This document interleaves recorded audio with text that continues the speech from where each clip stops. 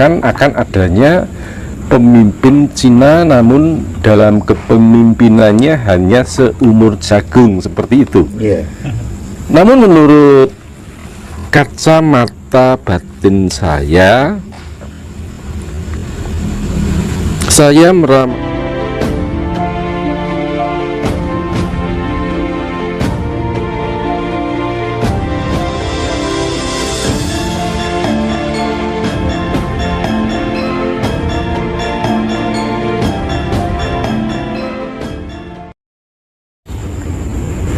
pada saat ini kita masuk di dalam sancaya, yang artinya kita dalam keadaan ketentraman, kedamaian, dan dalam lindungan alam atau lindungan Allah Subhanahu wa Ta'ala, sehingga alam pun bisa dikendalikan.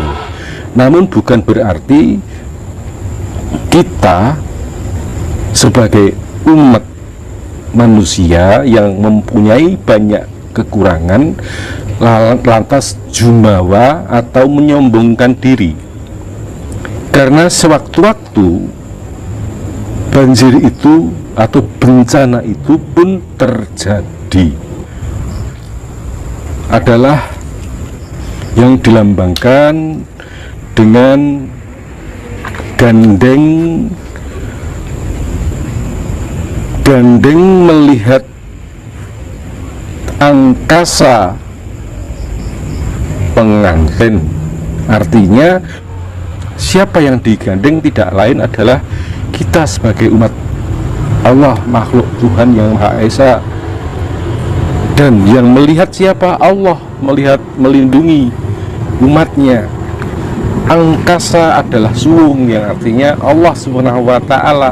Pengantin adalah lambang kebahagiaan. Namun berdasarkan siklus alam dan ramalan para pujangga terdahulu menceritakan bahwasanya pada tahun ini akan terjadi prahara yang besar, namun jangan terlalu khawatir. Tapi kali lagi bukan berarti kita lantas nggak terjadi apa-apa, jangan begitu. Itu namanya jumawa, sembrono. Manusia yang banyak mempunyai kekurangan, kita berserah diri kepada Allah Subhanahu wa Ta'ala.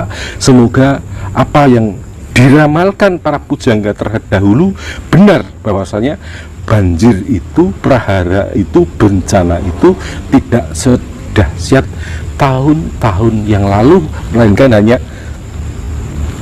perputaran siklus roda peralihan tahun saja. Kalau seperti Pagebluk yang kemarin itu kira-kira masih ada nggak Romo untuk tahun-tahun selanjutnya? Bukankah pada pertemuan kita yang terdahulu masuknya, meledaknya Pagebluk dan usainya itu ada di bulan 7 2021, jika kita masih ingat putaran terdahulu, kan? Dan ternyata pada bulan 7 benar-benar luar biasa. Pagi sakit, malam meninggal, malam sakit, pagi meninggal, begitu seterusnya, dan akhirnya juga berhenti pada bulan 7 itu juga. Nah, sekarang kita tinggal menikmati bahwasanya insya Allah tidak ada lagi Pagebluk yang namanya Pagebluk yang mengerikan tersebut. Namun mengenai tentang virus itu tetap ada, karena virus itu adalah bikinan manusia, ulah manusia pula. Jadi ulah manusia yang menyebabkan Pagebluk seperti itu. Ulah manusia yang akhirnya menjadi bencana global. Bukankah kita masih ingat tentang usaha manusia yang ingin mengambil hasil bumi, menambang hasil bumi, misalkan mengambil minyak. Lapindo misalnya, pengeboran ini dilakukan manusia atau Allah? Manusia. Ulah manusia kan, akhirnya menjadi bencana. Nah, ini mengapa demikian? Itu adalah hukum alam. Ketika alam diperkosa, maka kita sebagai pemerkosanya yang bertanggung jawab. Begitu pula dengan adanya virus pandemi yang diciptakan oleh manusia, kita juga sebagai manusia yang terkena imbasnya. Jadi intinya itu semua karena ulah manusia sendiri nih Romo. Betul sekali. Ini yang kedua Romo, ini membahas kan banyak orang ini bahas masalah pemimpin kita untuk selanjutnya Romo. Ada yang mengatakan bahwa nanti itu akan timbul seorang pemimpin yang masih keturunan China, cuma umurnya cuma seumur jagung. Nah, setelah itu baru muncul yang namanya Ratu Kembar. Setelah Ratu Kembar itu baru Ratu Adil nanti yang akan muncul. Tanggapan Romo bagaimana? Sebenarnya untuk bicara tentang kepemimpinan yang akan datang ini sangat riskan sekali, dan apalagi kalau kita bicara kaspuan ya. Jadi kaspuan otomatis untuk bicara ke depan tentang siapa pemimpin dan bagaimana ini nantinya akan dikaitkan dengan politik katanya.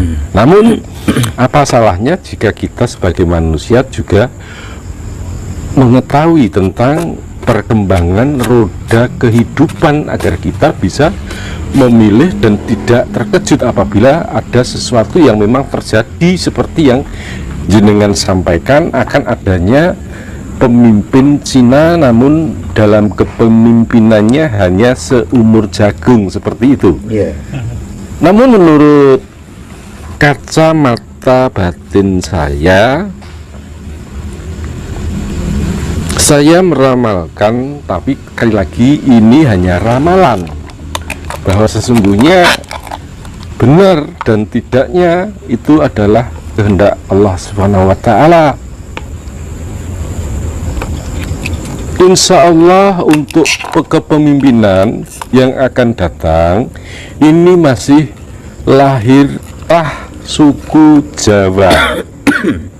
Ngaten, masih trah suku Jawa yang artinya keturunan Jawa.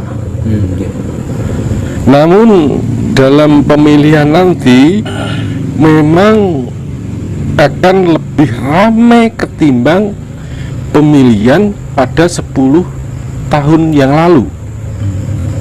Akan lebih ramai pada pemilihan di 10 tahun yang lalu. Maka dari itu saya berharap saudara-saudara saya jangan sampai terbawa arus, ikuti nurani. Jika memang itu pantas sebagai panjenengan rasakan pantas untuk dijadikan pemimpin, ya silahkan panjenengan pilih dengan nurani. Jangan sampai panjenengan menjadi orang-orang bayaran, dan ingat, jangan sampai jenengan terperangkap oleh jaring-jaring orang-orang yang mempunyai ambisi dan kepentingan sesaat yang akhirnya memecah belah persaudaraan kita. Karena apa? Pemilihan itu hanya sementara, namun persaudaraan kita selamanya. Saya katakan sementara. Oke lah, pemilihan yang jadi itu 10 tahun atau 5 tahun, tapi persaudaraan kita seumur hidup. Jangan sampai nanti panjenengan terpecah belah hanya karena beda pilihan. Monggo silahkan berbeda pilihan, karena perbedaan itu sesungguhnya adalah indah. Tanpa perbedaan kehidupan tidak akan ramai.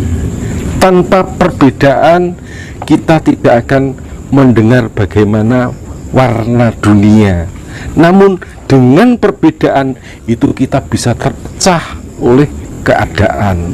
Maka sekali lagi saya sampaikan, dari penglihatan mata batin saya masih optimis bahwasanya besok pemimpin itu keturunan Jawa.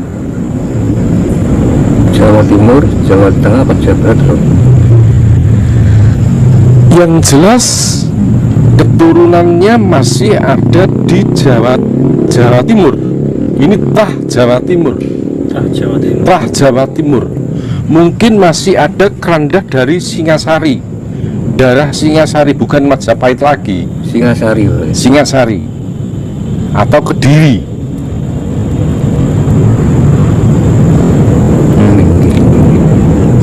Jawa Timur. Mungkinkah nggak Romo seperti Indonesia, kalau kita melihat situasi dan kondisi ekonomi yang seperti ini, Indonesia kembali ke tatanan zaman kerajaan kayak dulu lagi? Mengapa tidak? Jadi dalam episode yang lalu tentang Sabdo Palon Nage Janji sudah saya sampaikan bahwasanya ini akan kembalinya zaman Budi. Budi bukan Buddha loh, nggih. Budi itu adalah Buddhis yang artinya suci, kesucian yang akan membawa kesemakmuran bangsa-bangsa, kesemakmuran persaudaraan. Dan dari sini kita sudah bisa melihat dan merasakan betapa saudara-saudara kita sudah sadar kembali tentang adanya kita dari mana, berasal dari mana, dan akan kemana. Sudah tidak sedikit ini sepuh kaum penghayat yang sudah mulai bangkit untuk menata kembali Nusantara dan Katulistiwa berdasarkan keimanan masing-masing. Bukan berarti kita tidak menerima ajaran dari mancanegara. Kita menerima ajaran dari mancanegara sebagai sinergi, sebagai keseimbangan, bukan untuk dimungsuhi, tapi untuk menyempurnakan ajaran. Nah, inilah yang akhirnya membawa kecemerlangan bangsa serta budaya kita. Kita sekarang sudah bisa menikmati bagaimana tataran kehidupan yang tidak seperti pada saat kemarin. Meskipun 2 tahun kita tertekan dengan keadaan, toh nyatanya ekonomi masih tetap mapan, gitu kan? Tidak ada berita kelaparan, tidak ada berita seperti saudara kita yang di Ethiopia sampai terjadi busung lapar. Kita semua, meskipun yang dapat bantuan pemerintah maupun yang non subsidi, berdiri atas dirinya sendiri, bisa hidup, bisa makan, dan sehat. Nah, ini tandanya bahwasanya nyata bahwasanya eyang kita Sabdo Palon Noyoginggong itu sudah ada, sudah merangkul anak cucunya untuk dibawa lagi ke masa kejayaannya. Dan penjenengan pirsani, di mana sekarang setiap kali ada upacara tanam, upacara panenan, itu sudah tidak seperti dulu. Yang sekarang banyak mulai melaksanakan sujud syukurnya kepada Allahu Rabbi, Gusti kang murbingrat, kang nguasani jagat raya saisine. Lah niku Mas, ingkang yang saya sampaikan tentang bisa enggak? Maka jawaban saya bisa.